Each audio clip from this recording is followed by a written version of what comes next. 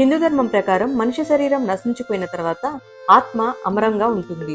ఇది పరమాత్మ నుండి పుట్టి మోక్షాన్ని పొందే వరకు పునర్జన్మ చక్రంలో తిరుగుతుందని విశ్వసిస్తారు. మరణం తర్వాత మానవుడు పశ్చాత్తాపం చెందుతాడు. అనంతరం ప్రేతలోకానికి వెళ్తారు. అంతేకాకుండా కుటుంబ సభ్యులు ఇచ్చిన పిండదానాన్ని తింటారు. వారిచ్చిన నీటిని మాత్రమే తాగుతారు. 13 రోజుల పాటు ఆచారాలతో ముడిపడి ఉన్న అంత్యక్రియల తర్వాత ఆత్మ బొటనవేలు లాంటి సూక్ష్మ శరీరాన్ని పొందుతారు. మరణించిన వ్యక్తి మానవ జీవితంలో చేసిన కర్మఫలాలను ఆస్వాదిస్తుంది.